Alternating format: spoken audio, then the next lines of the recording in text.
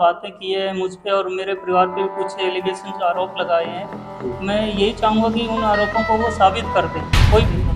ऐसे तो नहीं भेज सकते प्रदीप जी। देखो पूछना तो होता है भाई आपको किस चीज में जरूरत है, वो उसमें कितना खर्चा लगेगा उसी हिसाब से बता देंगे। पूछते तो वही क्या है। वो तिरपाई का काम करती थी उनके पास, भाई वो कपड़े ले आती थी तिरपाई करके उनको दे देती थी, लेकिन आपने उनके ऊपर उल्टे एलिगेशन लगा दिए थे कि वो महिला तो उनसे गलत काम करवाती जी, उसके है। लिए आपने भी तो कोई कपड़े ब्रांड तक होता फाड़े है। उनके। नहीं नहीं, ये सब। नमस्कार दर्शकों, जस्सी मीडिया ग्रुप में एक बार फिर स्वागत आपका। दर्शकों बताना चाहेंगे, पहले आपने हमारे चैनल पे वीडियो देखी थी प्रदीप और आरती की। प्रदीप और आरती का मामला था। पहले प्रदीप भाई है जो अभी फ्रेम में आप देख रहे हो मेरे साथ बैठे हैं। तो पहले प्रदीप आए थे कैमरा पे, इन्होंने अपनी आप बीती बताई थी, जो भी इनकी कहानी थी, पूरे जो एविडेंस इसके पास थे वो सभी इसने दिखाए थे कि ऐसे ऐसे हमारा जो पारिवारिक जो मामला था इनका, किस बात को लेकर के अनबन हुई थी, वो सभी बातें इसने एविडेंस भी दिखाए थे और ऑन कैमरा इन्होंने जो अपनी बात रखी थी। उस बात को लेकर के हमारे कुछ साथियों को कमेंट भी आए और फोन भी आए कि आपने एक पक्ष दिखाया है सर जी, दूसरा पक्ष भी आप दिखाओ, हो सकता है प्रदीप कुछ झूठ बोल रहा हो। वैसे तो एविडेंस थे इसके पास, लेकिन वो फिर भी हो सकता है काफी बातें ऐसी होती है कि जो झूठी हो जाती है। और हमारा भी मकसद यही होता है भी, अगर किसी का समझौता करवाना है या उस झगड़े की जड़ तक जाना है तो दूसरा पक्ष दिखाना भी जरूरी हो जाता है। तो दूसरा पक्ष दिखाने के लिए हम हिसार गए थे आरती के पास। आरती की माँ से भी बात की थी और आरती से भी हमने बातचीत की थी। उन्होंने जो बातें कही थी वो भी आपने चैनल पे देखी होंगी, हमने वो भी वीडियो चैनल पे डाल रखी है। और दोबारा फिर आज प्रदीप जो है महिला विकास मंच के ऑफिस में दोबारा फिर आए हैं अपनी बात रखने के लिए, कि हो सकता है उन्होंने जो बातें कही हैं वो सारी प्रदीप जी ने सुनी है और अब उनको लेकर के इनका क्या मानना है, क्या उन्होंने झूठ बोली, क्या सच्चाई। जबकि उन्होंने दो रिकॉर्डिंग भी हमारे पास भेजी है कि जो प्रदीप के जीजा जी हैं और प्रदीप की जो सास है, उनकी आपस में जो बातचीत है वो सभी बातें उस रिकॉर्डिंग के अंदर हैं। अभी तक हमने वो वीडियो लीक नहीं की, लेकिन वो बात भी हम करेंगे कि उन रिकॉर्डिंग का क्या मामला है। हाँ जी प्रदीप जी नमस्कार। नमस्कार। सर देखो, पहले सबसे पहले आपने अपनी जो बातें थी पूरी बातें, जो आपकी झगड़े की जो बातें थी आपने पूरी बता चुके हो आप। जी सर। उसके बाद जैसे हम दोबारा गए हैं हिसार, आरती से भी बातचीत की हमने और आरती की मम्मी आपकी सास से भी हमने बातचीत की और आपके जो साडू हैं दिनेश, उनसे भी बातचीत की थी। तो उन्होंने जो बातें कही है वो सारी आपने सुन भी ली होंगी, देख भी ली होंगी। तो उन बातों को देख करके क्या लगता है आपको, उनकी क्या झूठ है? देखिए, जो उन्होंने मेरे खिलाफ बातें की है मुझ पे और मेरे परिवार पे भी कुछ एलिगेशन आरोप लगाए हैं, मैं यही चाहूँगा कि उन आरोपों को वो साबित कर दें, कोई प्रूफ दें, तब तो मानूँ मैं उन चीज़ों को। जिस तरह मैं उनको एक एक प्रूफ दिखा रहा हूँ, मीडिया के सामने दिखा रहा हूँ, कुछ छुपा नहीं रखा मैंने कुछ भी। अब स्टार्टिंग से करूं, जो मेरी वाइफ है उसने मेरे ऊपर कुछ एलिगेशन लगाए हैं। सबसे पहला एक एलिगेशन उन्होंने लगाया था कि मेरे को नीचे से स्टोव लेके आया और तेल डालकर जलाने की कोशिश की गई। जी तो देखो, आज के टाइम में उन्होंने ये टाइम नहीं बताया कि कब की बात है, आज की है, कल की है, सदियों पुरानी है। तो वो गई थी 17 अक्टूबर 2022 को। उस समय में ना मैं घर पे था, ना मेरे पिताजी थे, ना मेरी माता जी थी, और ना ही हमारे घर पे काफ़ी सालों से स्टोव है, और ना ही मिट्टी का तेल हमारे गांव में अभी कई सालों से बंद है, वो भी आता जाता। तो सबसे बड़ा झूठ उसका यहीं आ गया। दूसरा फिर आरोप लगाए कि मेरे पास खर्चा नहीं भेजता है। तो हमारे जैसे जी ने भी उनसे काफ़ी सवाल किए थे कि उन्होंने सबूत दिखाए हैं, तो फिर उन्होंने बोला कि 200-500 में मेरा खर्चा नहीं होता।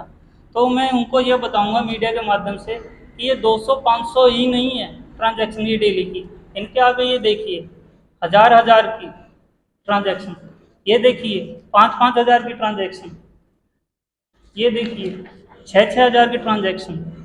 क्या इनमें भी उनका खर्चा नहीं पूरा होता? नहीं तेरे प्रदीप जी, ये तो फिर आपने घर खर्चे के लिए दिए होंगे ना, घर में यूज करते होंगे वो। देखिए, घर का जो भी खर्चा होता था, मेरे बच्चे स्कूल में सरकारी स्कूल में जाते थे, उनका कोई खर्चा नहीं होता था एक्स्ट्रा, बल्कि उनको कुछ स्कूल की तरफ से स्टाइपेंड भी मिलता था। और जो दूध का और राशन का खर्चा होता था वो मेरे पिताजी करते थे। दूध वो गौशाला में लगे हुए थे, तो गौशाला से हमारा दूध आता था, बंधा हुआ था वहाँ पे। तो फिर और आपने जो कभी सवाल नहीं किया भाई आपको इतने पैसे की क्या जरूरत है? नहीं, वो हमें फ़ोन कर देते थे कि खर्चा चाहिए, इतना भेज दो, उतना भेज दो।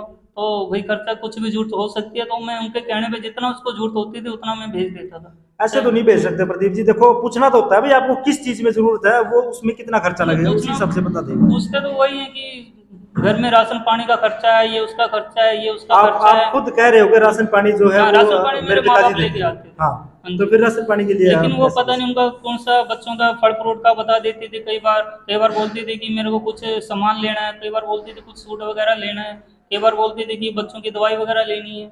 तो इन चीज़ों का मतलब छोटे छोटे एक्सपेंसेस वगैरह वो बता देती थी इन चीज़ों का। आपने तो इतने एविडेंस दिखा दिए ये चीजें, भाई मैंने इतने पैसे भेजे हैं, लेकिन वो कह रहे हैं कि वो पैसे मतलब भेजते थे ना, वो खर्चा उसमें भी नहीं चलता था। वो एक जो सिलाई का काम करती थी महिला, वो तुरपाई का काम करती थी उनके पास, भाई वो कपड़े ले आती थी, तुरपाई करके उनको दे देती थी, लेकिन आपने उनके ऊपर उल्टे एलिगेशन लगा दिए थे कि वो महिला तो उनसे गलत काम करवाती है। नहीं देखो, ये मैंने ना तो कभी किसी वीडियो में बोला है, ना मैंने उनको बोला है, ना ही उस महिला को बोला है। वो भी आज भी हमारे गांव में ही है कि उस महिला के पास जाती थी, वो गलत काम करवाती थी। जी ये ना मैं अभी एलिगेशन नहीं लगा रहा हूँ इस चीज़ का उस महिला पे, और ना ही उस पे कि वो वहाँ जाती थी गलत काम करने के लिए। वो इस चीज़ के लिए मैं उसको मना करता था कि एक सूट के वो 10 रुपए लेती है और पूरा दिन उसका खराब जाता है। इससे अच्छा वो अपने बच्चों की केयर करे, उनको पढ़ाए, एक्स्ट्रा ट्यूशन पे जाए, उनके लिए थोड़ी तैयारी करे, प्रिपेयर करे उनको उससे।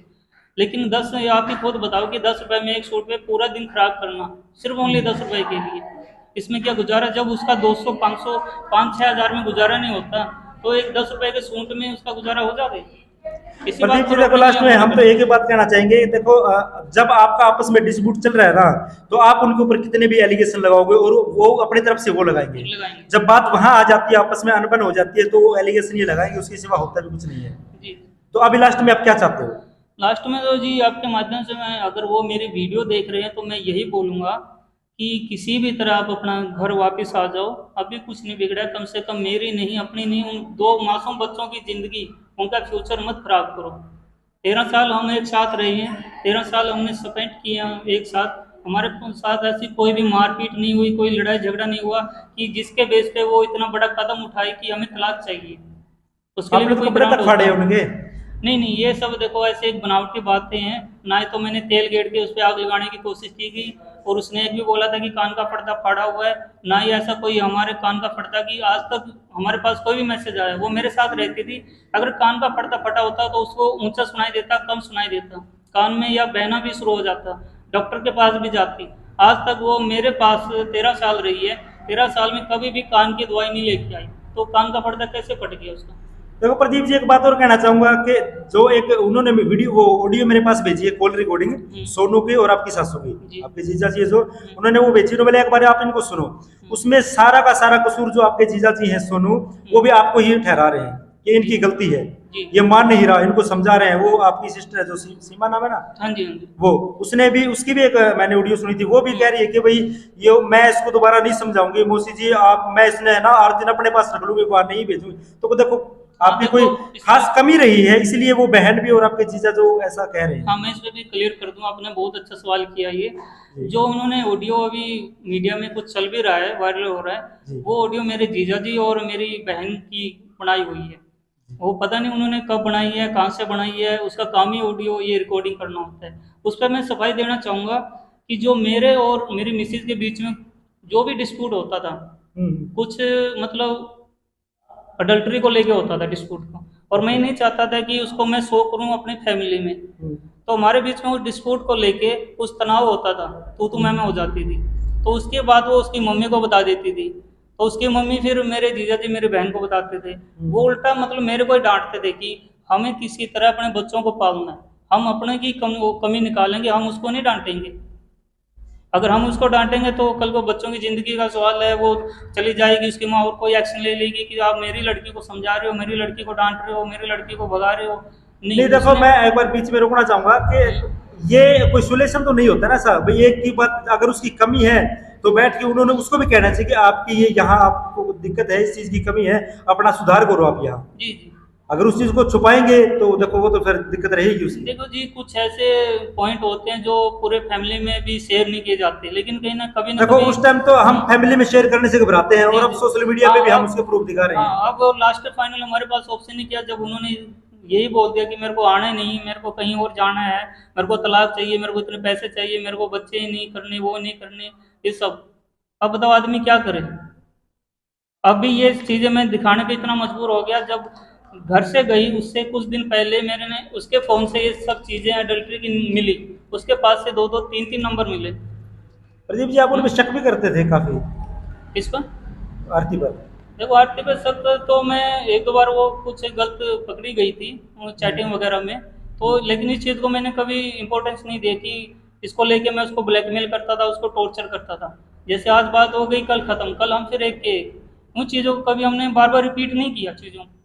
प्रदीप जी, हम तो एक बात कहना चाहेंगे, देखो जो शक होता है ना, वो पत्थर को पाड़ देता है। कहीं भी अगर आदमी को ऐसे किसी चीज के ऊपर गलत शक हो जाए ना, तो वो घर बसते नहीं। और जो मियाँ बीबी का होता है ना, ये एक विश्वास का रिश्ता होता है। उसके ऊपर विश्वास करना, वो आपके ऊपर विश्वास करे और आप उनके ऊपर विश्वास करें, तभी वो घर चलता है। अगर थोड़ा सा आप शक करोगे उसके ऊपर, तो वो जैसे हम कहें ना, घर अगर झाड़ू भी लगा रही हो ना दरवाजे के बाहर, तो भी बंदा शक करेगा भाई कि किसी को देख तो नहीं रही हो, कुछ और तो नहीं करो। फोन पे क्या पता, फोन वो माँ से बात कर रही हो, भाई से बात कर रही हो, किसी से भी कर रही हो, लेकिन शक जो करेगा बंदा, उसको ये रहेगा कहीं गलत फोन है ना। इन्हीं चीजों के बारे में देखो, मैंने अपनी सास को भी बोला है कि मम्मी ये ऐसे ऐसे है, कई फोन नंबर भी इसके पास से मिले हैं और ये मैसेज भी है।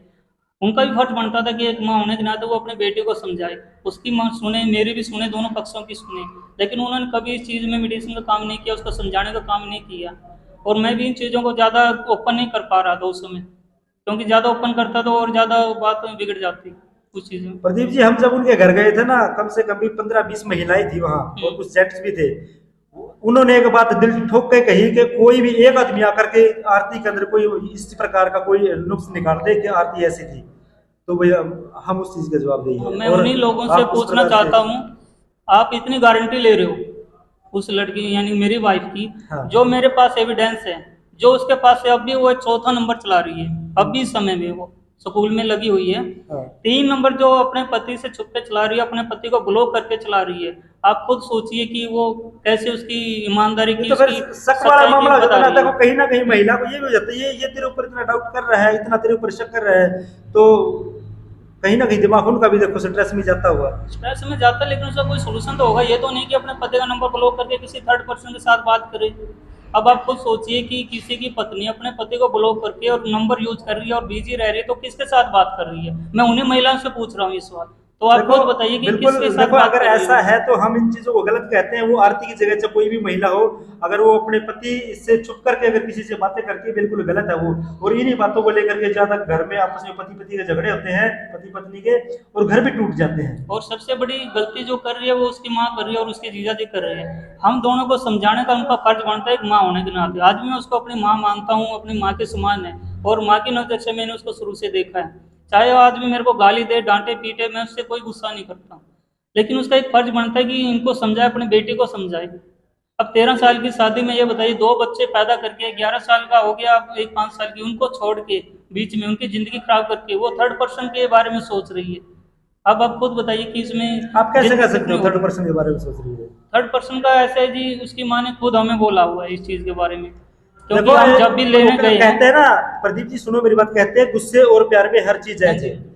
जब इंसान को गुस्सा होता है ना, उसको खुद को नहीं पता तो क्या कह रहा है, सही बात। ठीक है। जब आप मतलब कुछ ऐसी बातें होंगी, आपकी अनपढ़ रहती होगी, जो आरती है वो अपनी माँ को बताती होगी, जब माँ को ये बात सुने कि मेरी बेटी ऐसे परेशान है, गुस्सा उसको भी आता है, उसने भी उसको जन्म दे रखा है, तो गुस्से में हो सकता है वो कुछ कह भी दे। और बड़े हैं, अगर कुछ कह भी देते हैं तो उस चीज को भी हमें ज्यादा इशू नहीं बनाना चाहिए। नहीं, उसको भी चलो उसकी माँ ने बोल दिया, वो बात एक अलग है, माँ ने बोल दिया गुस्से में, आपकी बात वो मैं बड़ी करता हूँ। हाँ। लेकिन उसकी बहन है, एक कविता है, उसने भी यही सेम बात बोली कि मैं बसाऊंगी इसको, मेरे गांव में बसाऊंगी, मेरे पास बसाऊंगी। उसका जीजा है, वो भी यही सेम पॉइंट बोल रहा है कि इसको मैं बसाऊंगा। ये तो वो लड़ाई वाली झगड़े वाली बात होगी ना। हम पता नहीं जब लड़ाई होती है कैसी कैसी गालियां देते हैं। हाँ, लेकिन ऐसा नहीं होता कि वो सभी बातें सच होती है। देखो इन बातों का अगर इसको आप मुद्दा बनाओगे, इसको ये कहोगे वो ऐसे कह रही है, वो बसाएगी, ये बातें निराधार है, इन चीजों का कोई आधार नहीं है।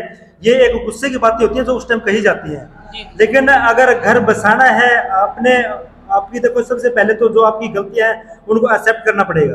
मैं मीडिया के सामने और आपके सामने, सभी दर्शकों के सामने ये बोलता हूँ, अगर उनके पास मेरी किसी भी कमी का कोई भी प्रूफ है, वो साबित करे, मैं अपनी गलती मानने के लिए तैयार हूँ। पाँव पकड़ता हूँ, हाथ जोड़ता हूँ। अगर वो कोई भी मेरी गलती प्रूफ करे कि ये अडल्ट्री में चल रहा है, ये शराब पी रहा है, शराबी है, इसने मारपीट की है, कभी अगर मैंने अपनी वाइफ के साथ मारपीट की है तो उसको कोई ना कोई इंजरी हुई होगी, कभी मेडिकल रिपोर्ट तो बनवाई होगी। मेरे साथ में देखो छोटे छोटे झगड़ा रंग थप्पड़ मार दिया, कोई किसी बात को अनबन पे लेकर के तो उनके मेडिकल नहीं होते। ऐसी छोटी मोटी बातों में तो देखो थप्पड़ चट्टू तो ऐसा कभी होता ही नहीं होता। लेकिन अगर हो भी जाए तो उन चीजों में मेडिकल थोड़ी होते हैं। इन चीजों के बेस पे आप बताइए खुद कि तलाक का नौबत पहुंच जाती है कि कभी साल 10 साल में किसी ने थप्पड़ मार दिया, क्या उसको फिर तलाक लेना चाहिए?